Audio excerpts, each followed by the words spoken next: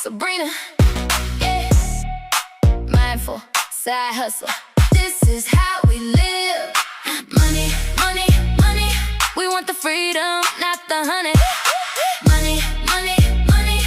Build it once and it keeps coming.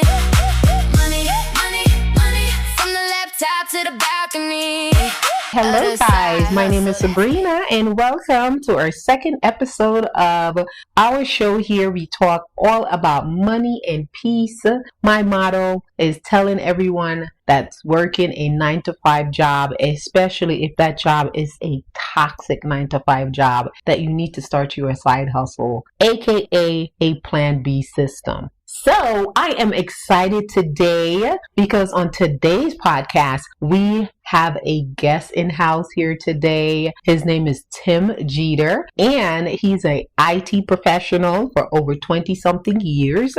And in today's show, we are going to talk about AI technology. We want to have a discussion about how AI for many people is taking over the world.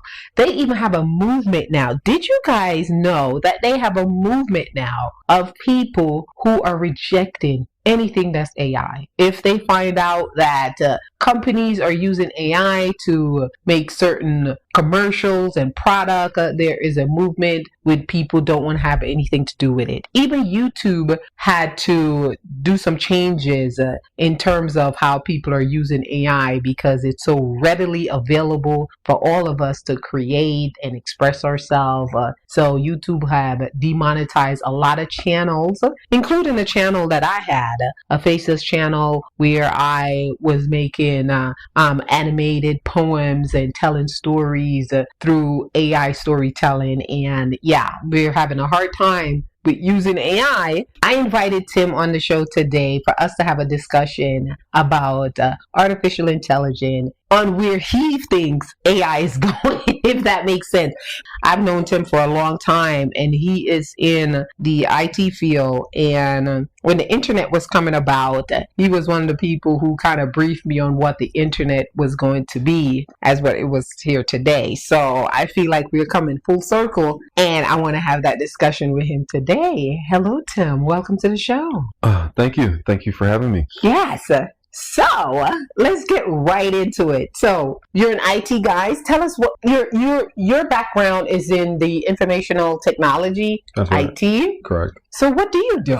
Well, they would say that I'm an IT generalist, which means that I have IT skills that apply across the different genres in IT. In the private sector, IT positions cover a lot of different things, a lot of different categories for what people refer to as IT, information technology. And it's actually the federal government has actually created a designation that kind of covers the entire profession, which they refer to as IT specialist. I like to use that because when you use that particular term, pretty much any listener knows exactly what it is, or they have a good idea of what it is. And when you refer to yourself as an information technology specialist, whether or not you carry that actual title, it's kind of like a catch-all. And then if you're applying for a particular position, you can clarify, what your specialty is within the genre or within the field. Okay. Well, for me, when I hear IT specialist or an IT person, I know it's so broad. But the first thing that comes to mind is like when I'm at work and something goes wrong with my computer, we have to call the IT department. Mm-hmm. So is that what you do? Like No. what section of it? Like what do you do? I mean, where do you fit into the IT world? Well, I should say, what's your title? Well, I've held a lot of different titles in IT. I mean, the last title that I held was a network engineer, a senior network engineer. And what network engineers do, they're in the business of moving around information and data. That's their thing. They want to get data from point A to point B. They're the unsung heroes of the modern internet. They're the guys who actually make all the plumbing work so that all the technologies that you see, information that you see, the characters, the art, the images, anything that you see has been brought there at some point by a network engineer somewhere. who has designed that system so that you can see what you see. Now, you've been in IT for over 20 years. Mm-hmm. What's the biggest technology shift you have ever witnessed before AI? Yeah, that would be the internet technologies. When we talk about the internet, we're really talking about a collection of technologies. And when those technologies were commercialized, referred to as the .com era, it was really explosive. And it has changed the world. It's fundamentally altered the world. Yeah. So before the internet, what was before the internet? Before the internet, we had mostly what we would call management information systems. I mean, these were systems that were specialized for whatever purpose that a company would assign to them. So the general population really couldn't see what was happening in the field of IT and computer science. These were academic specialties, and these were information processing departments that were pretty much invisible, to the general public. It was more the internet that popularized, the IT specialists in IT and computer science in general. That's when we got more visibility. Now, let me ask you that. What was your honest first reaction to AI tools like ChatGPT? When ChatGPT exploded onto for the world here, what was your honest opinion about that? What's your honest first reaction? My first reaction was, I have to understand this. It was such a incredible moment when ChatGPT was released and I saw what it could do. I had to, from my sort of academic or professional point of view, I immediately, thought to myself, I have to understand this. And it really brought back memories of my first interest in computer science, which actually made me major in computer science in school. Was that same sensation of, I have to know how this works. When this machine could do all these things, I wanted to know how it works. I had to know, how's this thing put together? How's it possible that such a thing could work? ChatGPT, you're talking about? Well, I was referring to computers in general. When I got into computers and computer science, the sensation was similar to what I felt when I was exposed to ChatGPT and AI. It's the same sensation to me. Okay. So you're kind of tying in for your first reaction to AI tool like ChatGPT. Yeah. You're saying that it was kind of the same type of sensation. Yeah. Okay. And what are some ways regular everyday people are already using AI without them even realizing it? How people I guess I'm saying that because I think AI is a part of everything now. And we probably don't know that, some artificial intelligence. I mean, I believe that we had AI way before they made it available to us. Yeah. So I'm saying, what are some things that we're using right now that it's AI and we don't even know? Okay. That's a really, really good question. And the example I like to give is anti-lock brakes. Anti-lock brakes. Wait a minute. What's an anti-lock brake? Right. See, you don't think of anti-lock brakes as being you're talking about a car? Yeah. When we drive? Okay. Yeah. So, like, an anti-lock brake system is essentially, an artificial intelligence. You apply the brakes, and it keeps the car from locking the wheels. It stops the car, but the wheels don't lock up. And this gives you much greater control of the car. So when you hit the brakes on your car, there's another quote-unquote intelligence built into your braking system that keeps you from locking up your brakes and the car veering out of control. It's a form of very specialized artificial intelligence.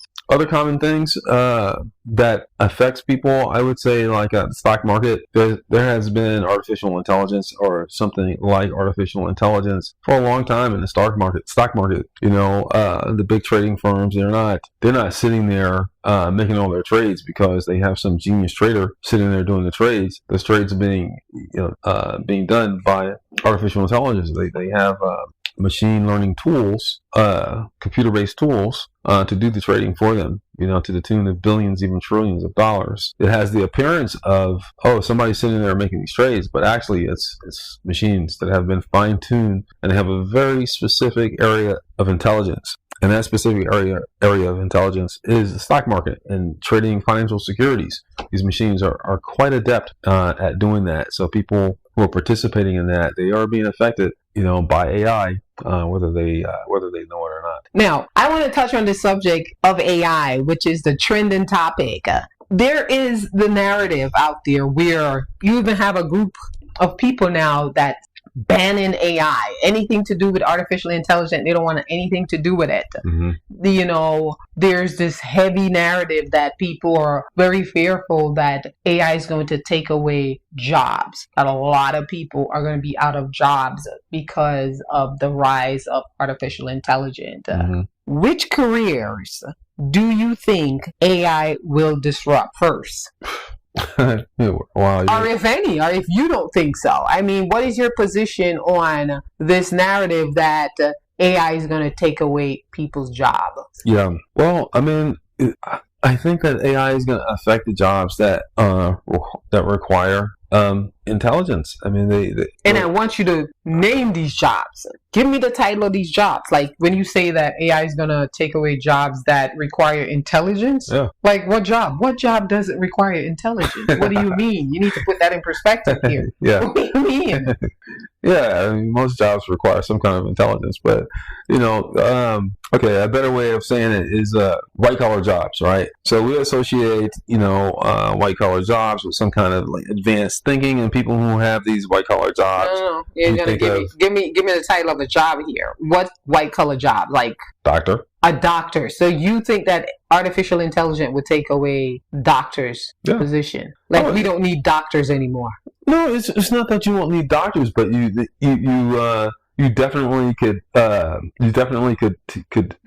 reduce the number of doctors that you need to do certain kinds of tasks. I mean, an AI can be trained. I mean, IBM has something called Deep Blue, and this Deep Blue has been tuned to do diagnostic type of things, right? So if you show the AI, say, some kind of slide of cancer, like a radiology report or something like that, the AI has been trained to be able to spot the cancers. And they're very accurate. They could give you a diagnosis from looking at a slide with above 90% accuracy, right? That's so interesting, Mr. Jeter, that you would go right to. I don't think most people, when they think about AI possibly taking away job, they would go right to a very prestigious type of profession, a doctor. Normally people are thinking, people who answer that's what I think about, people who answer the phone. Yeah, them too. But, the thing is... But doctors, you really do think AI would disrupt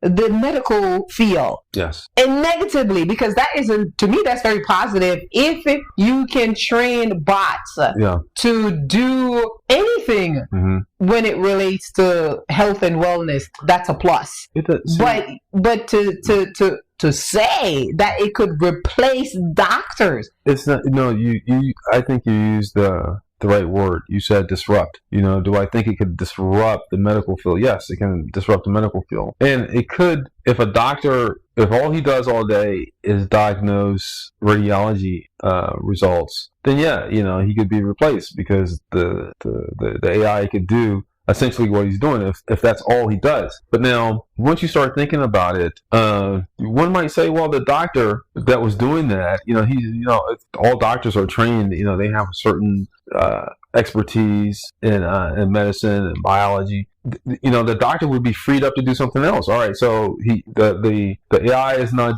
doing the diagnostics. So therefore, all right, so we don't need the doctor to do those diagnostics. But what else could he do? Okay, maybe he doesn't want to be a doctor anymore. That kind of doctor. Maybe he wants to be a research doctor now. So now, there could be a greater demand for his expertise and his knowledge in something else. Perhaps he's going to be no longer a radiologist. He's going to be a specialist, maybe a bedside specialist, a doctor that goes out and sees people, in remote areas or something like that.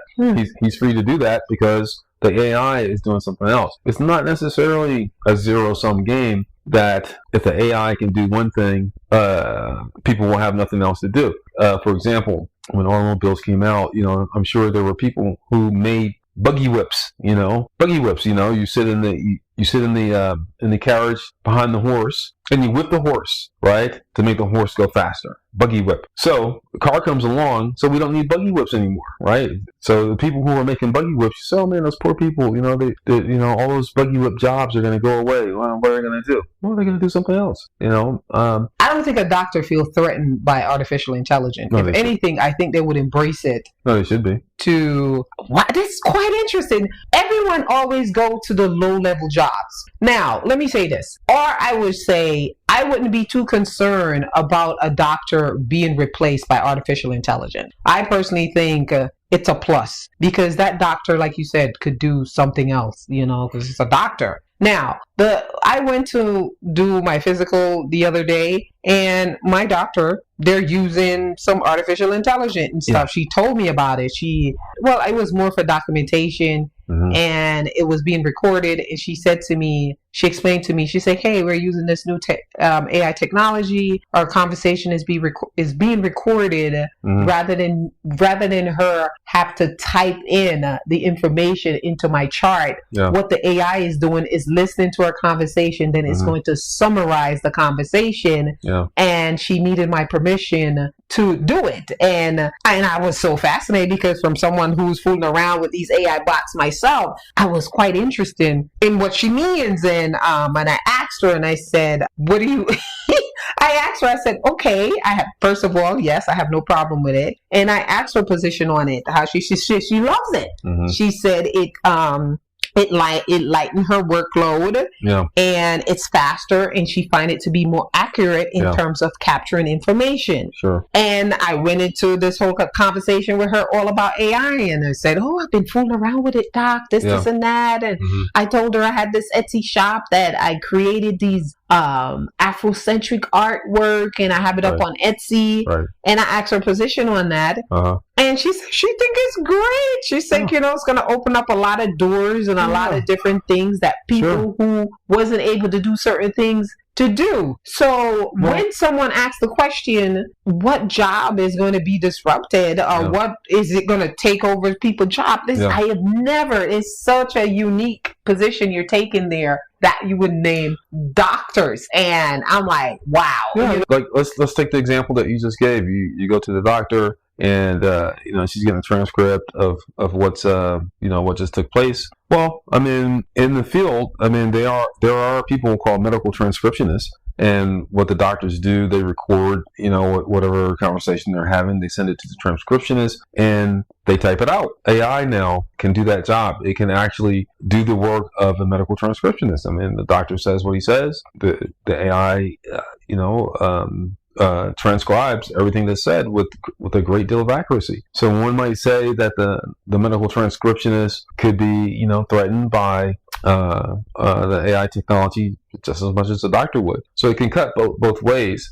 But what's counterintuitive though is that people think that the AI is going to affect the blue collar, low level people more than the white collar people. But in practice, it's actually the other way around. It's the white collar people who are at the greatest risk of having their livelihoods impacted by AI than the high touch people. Plumbers right now, plumbers are good.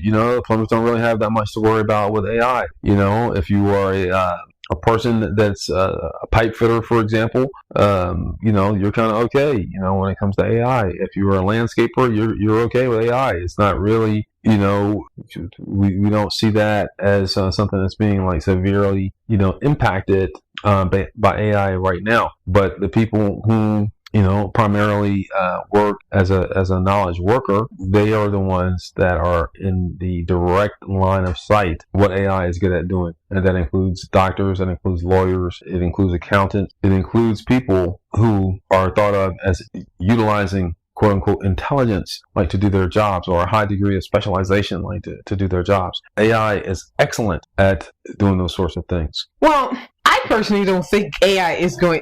I don't know. I mean, I don't think AI is going to take over. Like, you need humans in order to make things work. But bottom line is, I guess we're going to have to see how it plays out. I read an article the other day where China have implemented a law. I don't know if it's a law, but I read it, where there's a rule in China that you cannot let go human beings to replace their job with AI. They can't do it. And I thought that was such a humanistic thing that China did. I feel as if they're ahead of the world, because if you get rid of regular people for bots, who's going to manage the bots? I don't believe that. That's my position. I don't think AI is going to take over all these jobs that the fear is trying to push out there, because I don't know. We'll see. We'll see how it plays out. Now, my show, it's called Mindful Side Hustle. And in this crazy world that we're living in and how it's shaping right now, my mission is to tell people that everyone needs to start a side hustle, aka a plan B system. When I say the word side hustle, a lot of people think like, hey, I don't want to do no hustling, especially if you're a 9-to-5 job. I got to do a little hustle on the side. But we get what it means in terms of a plan B system. How things are so expensive nowadays, I don't think one income is going to cut it anymore.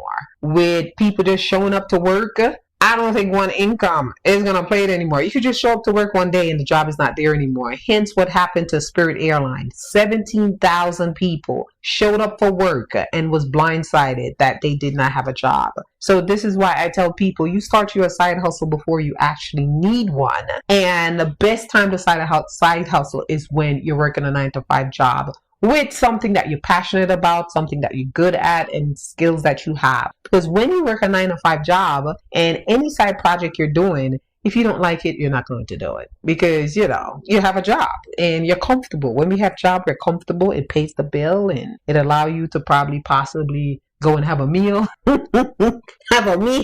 So that's why when you start side project to make extra income, it should be something that you actually enjoy, because then you would do it. So with saying that, how can ordinary people use AI to start a side hustle? Do you think AI can make the average person start a side hustle? Like, what are some side hustle that people can use AI to do? Well, I mean, that's more your thing, of identifying the specific. What do you mean? Is this more of my thing and stuff? Well, yeah, that is kind of my thing. I tell people, start side hustle, and you can use AI to help you to do that. I want to say it's everyone thing. Do you have a side hustle? Writing code. I mean, AIs are great to help you write code. If you already know how to write code, it's going to help you to write code faster. So for me, for writing code, having the AI sidekick help me crank out some code. Okay. So you're saying you use AI to write codes? Yeah. Codes to do what? What do you mean? What does that mean, writing codes? Like everything that you use on your phone are applications, right? So that's code that someone, or at this point something, has written so that you can use it and get some utility out of it. It could be No. What kind of I want to know, what kind of code are you writing? I mean, I don't understand. I know what codes are, but you're saying that you are writing codes on the side now using AI. That's what you're saying. Yeah. To do what? Writing codes to do what? What are you writing the codes to do? Oh, okay. Well, I wrote one last night that it's an information tagger. You put information into it, and it will tag the information for you, so that you don't have to do it. Normally, when you clip something from the internet, you want to store it somewhere. What's it related to? So this code that I wrote last night, it just it grabs whatever you're looking at, it tags it, so now you can retrieve it later, and that performs a great deal of utility for me, because I clip a lot of things from the internet. I look at a lot of different information sources, so I want to be able to find it later. So that's an example of something I might code. Do you think that AI lowered the barriers for entrepreneurship? Because I feel as if people are true entrepreneur, AI is like a gold mine. But does it lower the barrier now? Because you could just go on ChatGPT and the whole bot could just start a business for you. Everything from start to finish. Yeah, I think it lowers the barriers to entrepreneurship, because it takes some of the drudgery out of starting the business, the business plan and doing the market analysis and putting your stuff together in a way where you can get funded and things like that. So yeah, it does democratize entrepreneurship, but so far as like creating entire businesses for you, or to put you into these businesses. I think that, a lot of these gurus, if you want to call them that, they say some combination of, do what you're really good at or do what you really enjoy, one of those. And I think that still applies, and the AI would lower the barrier for you to be able to do that. So if you're good at writing code, if you enjoy writing code, so the business aspect of writing code, so far as getting yourself funded to do that or to create an ongoing business, the AI would be a great collaborator to help you to do that. Because maybe you're good at writing code, but you're not good at monthly reports, or you're not good at doing cash flow statements or something like that. But the AI could be a great expert at doing those aspects of the business that you don't want to do. So yeah, it definitely can lower barriers. How often do you use? What do you use? ChatGPT or Gemini? What AI bot do you use? Me personally? Yeah. I use all the major bots. I mean, I use Claude, I use ChatGPT, I use Gemini, I use open source. Okay, so how often are you on these AI tools? How often are you on them? Every day. Really? Yeah, You're on these AI tools every day. Yeah. How many hours or minutes do you spend with these AI tools? Way too many. Way too many. I would agree with you on that because I use ChatGPT and I use Gemini. Those are the only two AI tools that I use besides from Midjourney and everything has a little AI built into it, and I'm on it a lot. I'm on it every day. I think it's getting to a point where we're using these AI tools every day like we're using our phone. We're on the phone texting. It's worse. Loved one anyway, but I feel as if we're on it. Oh my goodness. I think we're on it way too. I want to say I'm on because, I have multiple side hustles that I run, and I have a workflow. It has gotten so bad with me when I first started using AI that I go down rabbit hole after rabbit hole. And one day I was in front of my computer at home, and it was 2 a.m. in the morning, and I was not tired. And I was like, what is going on?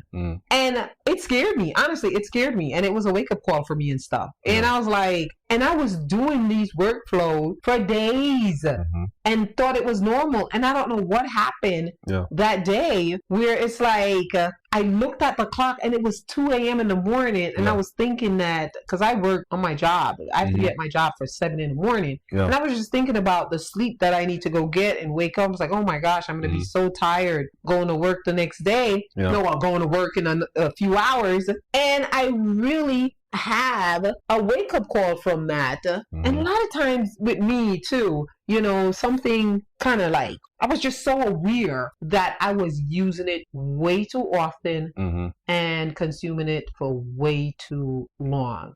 And I stopped and I put pen to paper and gave myself a workflow where when I leave work, I only put in 3 hours per day.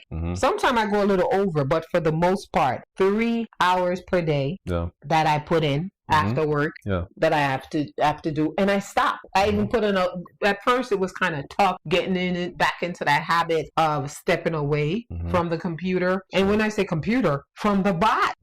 And to the point where I even had an alarm clock set for 3 hours for me to get up. Do you have that problem? Did you experience that problem or going through that issue right now where you find yourself in front of these bots for hours and hours?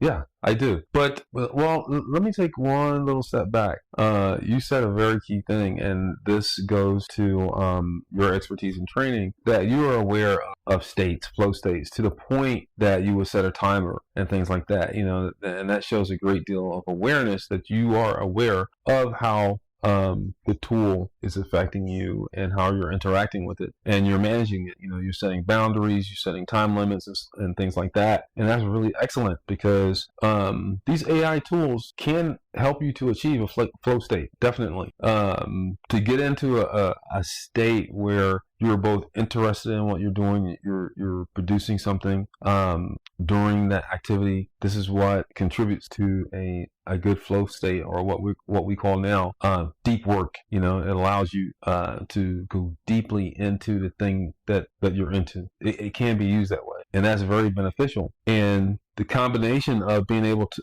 of millions of people now being able to enter these flow states could really usher in great things for humanity, because people have interest in things, but they might not necessarily have the expertise to dive into it. But now pretty much everybody has access to this expertise. So I like to think in my entrepreneurial endeavors and my academic endeavors, it's a little bit like crossing a river. You know, you jump from one stone to the next. You know, you're here, you jump to this stone, and then you jump to that one, next one, and then the next thing you know, you're all the way across the river. Now there are many rivers that people can cross that they couldn't cross before, because now the AI is getting you to that next stone, that next intellectual leap to get to the next stone. Now everybody can do it. It's democratizing access to things that people may not have been accessing before if they use it that way. So with people like yourself, helping to guide people in the use of these AI tools,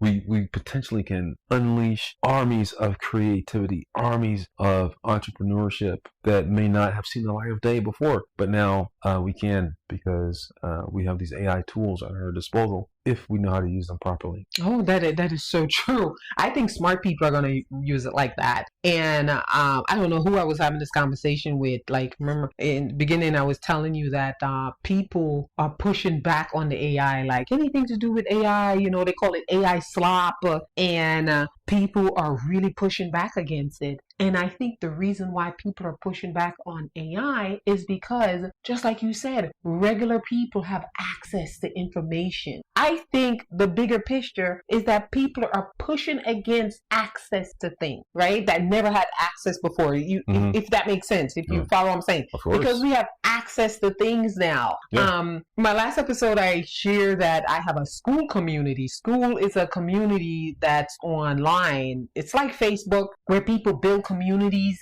and they link up with things that they are interested in. So on school, I am a part of a lot of communities that uses AI a lot, right? Yeah. And it's amazing how even senior citizens, people who are retired, who are using these AIs to create so many different things. I hear testimonies from people who are seniors who have always wanted to do this and always wanted to do that, are being so creative, like you said, unleashing creativity. Right. And, we're really going to see how it's going to unfold. One of the reasons why I wanted to have you on the show today was kind of get your feedback on what your position is, on where you think it's going. Like in the next 10 years, how do you see AI playing out?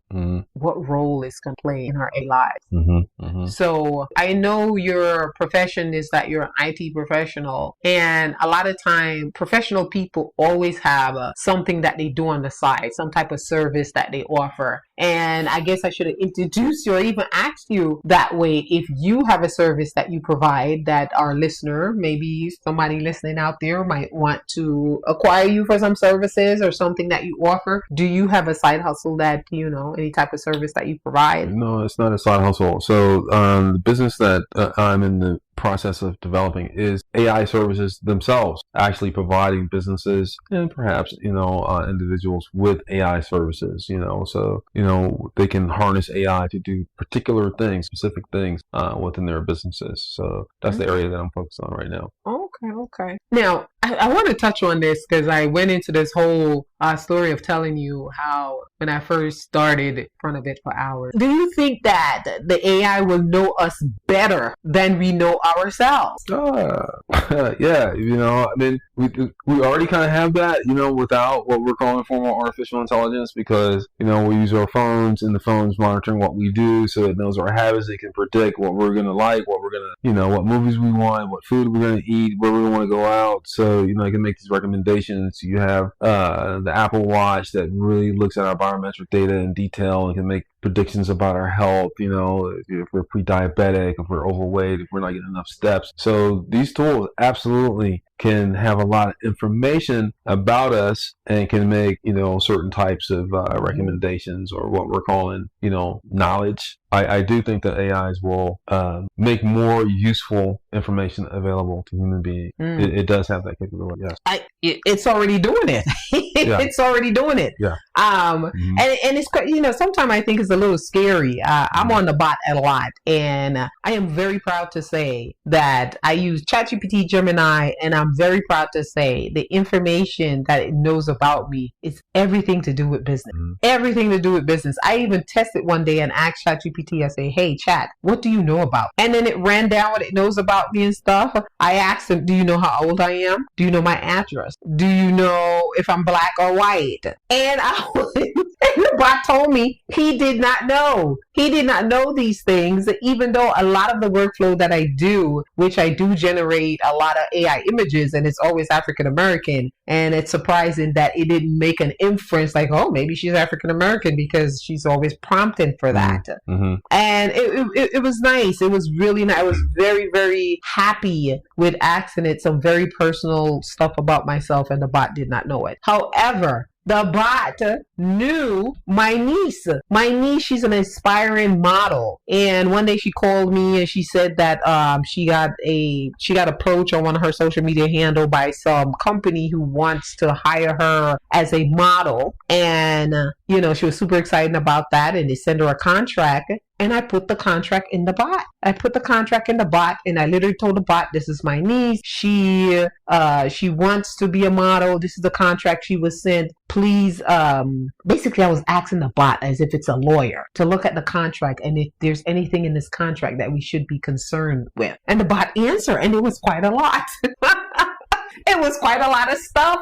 I'm surprised to say it was really sketchy. So, and this was months after, when I was testing the bot to see how much it knew about me, it brought up my niece. It said, I know you have a niece who is a model. Wow.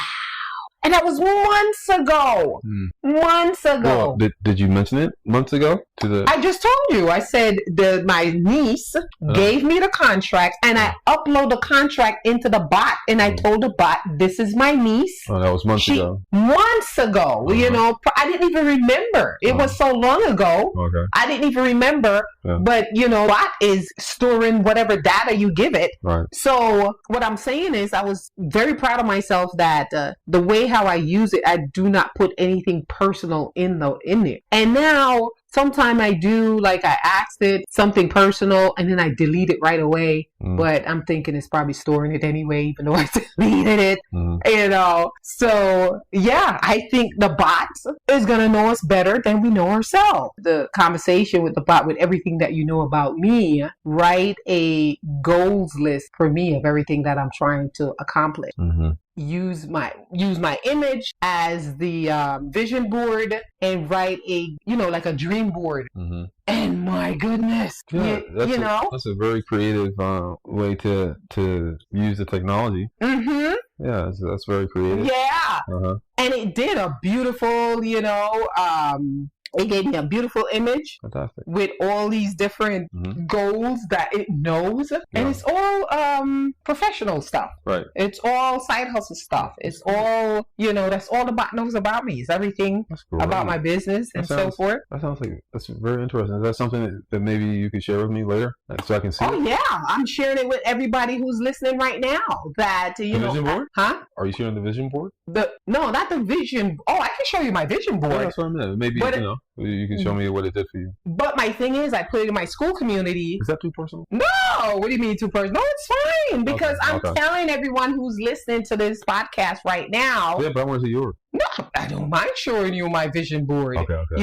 That you can upload. Is vision board something that you keep private? Well, maybe for some people, it could be very aspirational. People sometimes want to keep things close to the vest before they, launch off into it. But maybe not. Maybe it could be something that, I'm kind of like you. I like to say what I'm going to do, out loud, because it kind of makes me commit to it. I've already said it. Everybody knows it, and I'm going to do it. So then it kind of like puts me on the spot. I got to come through. So, I guess there's different ways people use their vision board. And that's true too. And I get it too. And I guess it's a personal choice, because you also can share goals that you're trying to accomplish so people can keep you accountable. a lot of time when we say things out loud, and you can have a partner or a goal buddy or whatever you want to keep each other accountable to, if you're trying to achieve some stuff. So that I'm trying to accomplish. Mm-hmm. And then just to make it nice and visual, I put an image of myself and tell it to use my image as part of the vision board. Oh my God, I'm framing it. It's on my desktop, but I'm going to print it out and frame it so I can see it. I can't wait to see that. I know that's going to be nice. Yeah. So, you should do one for yourself. Okay. You definitely should do one for yourself. All right, well, sure. What is the most mind-blowing AI moment you've personally experienced? Since as someone who uses it a lot. I told you it was too many. I don't know. Oh, okay. It's too embarrassed to say. Listen. There's no judgment here. There's no judgment here. And for people who are using AI tools, they said just as long as well. All I'm telling people, just be careful and just have a balance. Just make sure you balance it out. Right. Because I think these bots are designed to have you in front of it, sitting in there for days. I really do think, because especially Chad, you ask it a question. Yeah. Do you want me to do this? He's giving me like 5 more things that these suggestions for me to do. All right, so mind-blowing moments, right? Getting photorealistic images out of it. That was mind-blowing. That was when I got a little bit better at prompting, and I was able to really get photorealistic images that were actual photographs, that were indistinguishable from photographs. Mm-hmm. That was mind-blowing. I'm like, man, there's no way. I'm like, man, the world has really changed, because I'm popping things out of this computer that looks like real people. I'm making photorealistic images, and that was mind-blowing. I think my very first true photorealistic image, my mind was I was like, man, no. That was exactly mine as well. That's the story I was getting ready to tell too. When I started playing. I didn't mean to step all over the story, but no, that's fine. I think that is number one on the list for a lot of people. Yeah. And I think that's what made AI kind of blow up so much, because it was pushing out all these images. It was the visual stuff that it was putting out that I think gained the ability with it. I've seen some of your stuff, and you're good at using 11 Labs, right? No, 11 Labs is for voice. I know, but isn't that somewhat mind-blowing? You've seen my Faceless channel with the videos. We're talking about the first time using it. What was your first mind-blowing type of experience with the AI? Yeah. Was that I wanted to decorate my house. Yeah. I bought a house and I have the empty walls, and I've been searching with, looking for images to put on my wall. I cannot find it. Mm-hmm. And I went and played around with ChatGPT. You could not find it at the time. At that time, you couldn't find it. Right? You still get. Well, now you probably can find it in store because everything is AI generated now, I think. But at the time, like 2 years ago, 2 years ago, you couldn't find what you wanted. Yeah, you can't find. I wanted Afrocentric representation, and you couldn't find it. You should see fluff. And I played around with the bot, and ChatGPT spit out these images, and I became captivated by it, to the point where I went and learned how to upscale it, print it out, put it in a frame, and hang it in my house. And I remember when I did it, I sat and looked at this image for hours. That's how much I enjoyed. Oh my gosh! So and you made a business out of that, right? Yeah, I made a business out of it. I mean, I still have them up on Etsy with me creating AI art for real artists out there, like people who are artists who can paint and draw and all this stuff. Do you think they are at risk for their craft to be overlooked by people using AI to create art? Absolutely not. Absolutely not. I mean, think of it like this. If you're an artist, you simply can produce better art. It's a tool. It's a tool. It's a tool like a paintbrush or some other artistic instrument, a scalpel or a chisel.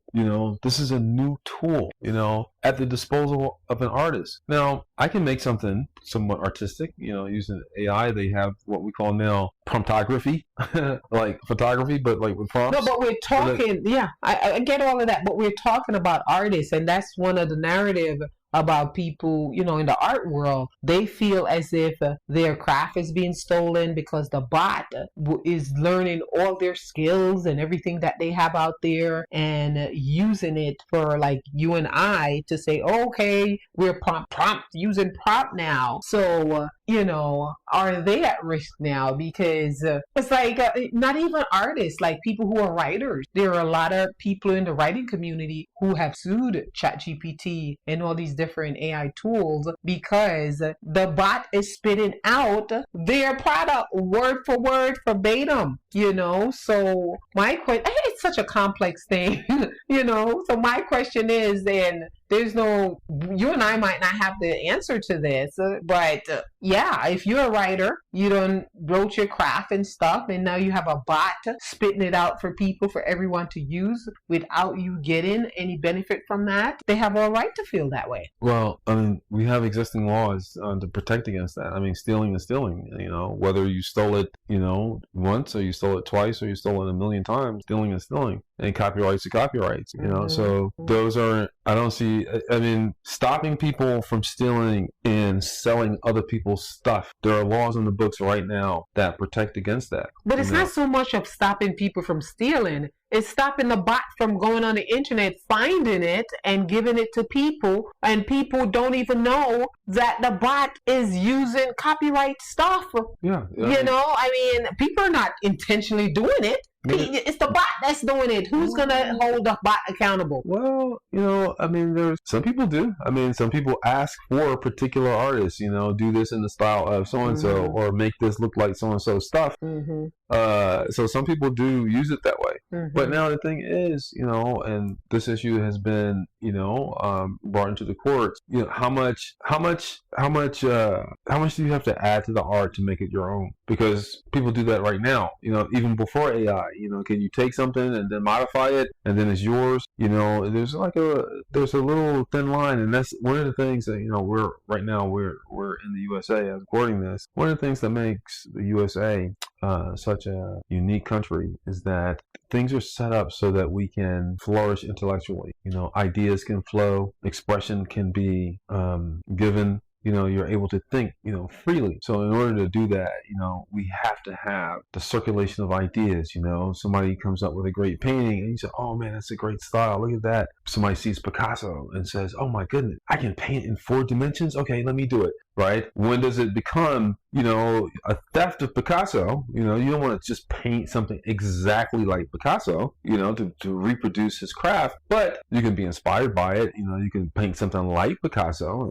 It's your thing. We don't want to be so heavy-handed where information and knowledge techniques can't flourish to the point where, nobody can, basically you can never stand on the shoulders of giants, because everything is like, the copyrights are so tight and the trademarks so tight that we cannot innovate. We can't build on top of something that someone else already built. But fortunately for all of us, there is something called free and open source, the FOSS community, where things are not copyrighted in that way. Things are licensed in such a way that you can iterate on top of it, innovate. You can put it out there for people to build on your stuff, as long as whatever they produce, it has to be open source as well. So there is a community that is aware of this kind of conflict and opportunity, and has built mechanism to make it possible for everybody to participate in the intellectual growth of humanity, which America is supposed to be all about. I wrote some questions down that I wanted to ask, and we've gone on and on and on.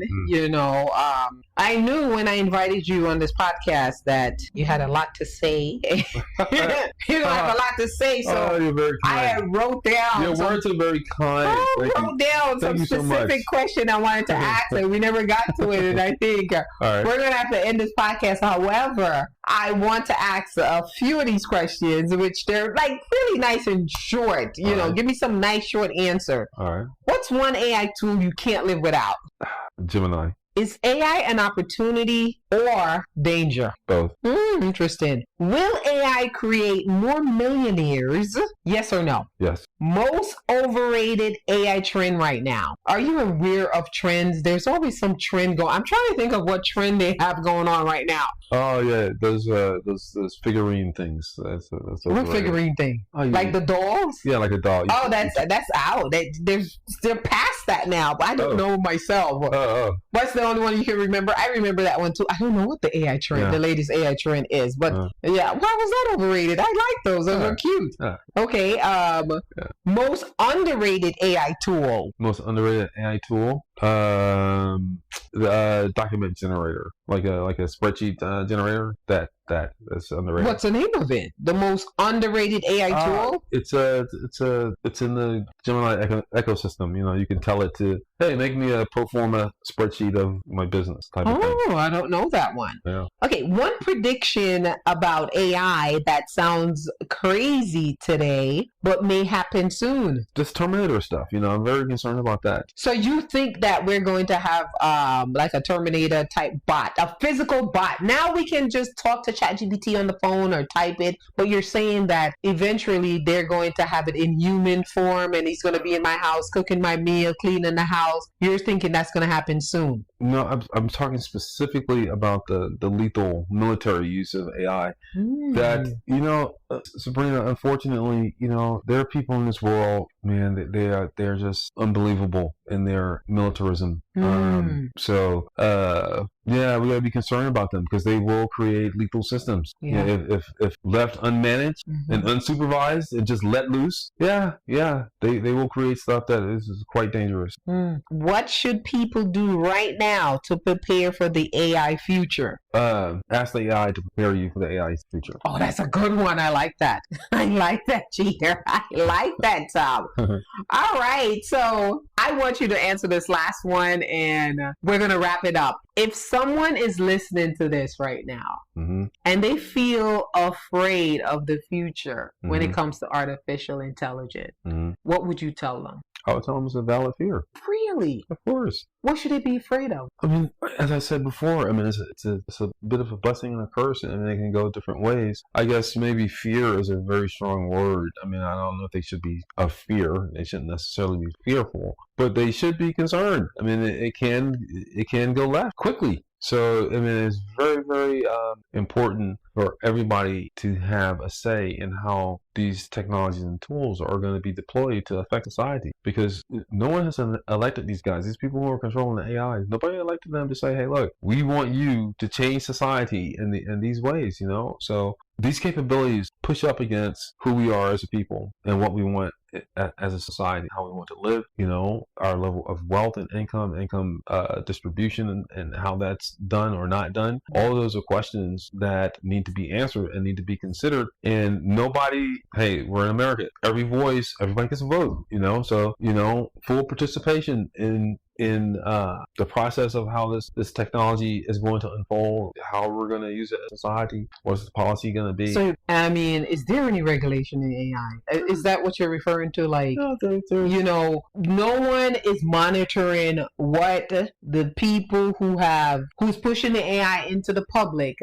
No one is monitoring those people on what they can do with. Look, I tell you, Sabrina, you know, some of the top folks and organizations in AI in the United States is asking for regulation. They want to be regulated. You know, same way like the crypto people, they want to be regulated. It's a little different from the crypto people because they want the legitimacy of being regulated. But with AI, the people who know the most about this technology are the people who are most concerned, right? Because they know the potential of it. And the thing is, and the thing that's very important, I think that people should pay attention to, it's not what AI can do, right? It's the slope. It's the path that it's on. Yeah, right now it's more or less a little better than a curiosity and kind of like a magic trick that we're all amazed by. But the trajectory that it's on is accelerating so fast. That's what the people who are knowledgeable about AI are concerned. They're like, yeah, it has the knowledge of a cat right now, but you know, it became as smart as a cat, you know, in 6 months, and then it got smart as a dog, and then it's gonna get smart as a chimpanzee, and then it's gonna get smart as a dolphin, and then So the smarter it gets and the sharper that line goes up in terms of how fast it's learning, then you have to be concerned, because where does mankind sit on that scale? So you have cat, you have dog, you have chimpanzee, you have dolphin, and then above that, what do you have? Somewhere on that line is a human being. So if the AI is going up that line, at what point does it pass a human being? And how far does it go above a human being? And then if it ever goes past that point, we can't predict what it does, because, quote unquote, we're not smart enough to know what it's going to do. It would then be smarter than us. That is very scary, because when one species is vastly smarter than the other species on Earth, bad things happen, and we don't want that. Yeah. Tim, I want to thank you for being a guest on my podcast today. I know that you're a busy guy, and you gave me an hour, and we went a little bit over. And thank you. Yeah. And guys, thank you for listening to the Mindful Side Hustle podcast, where we encourage people to start side hustles, aka your Plan B system. And I'll see you in the next one. Peace out. We getting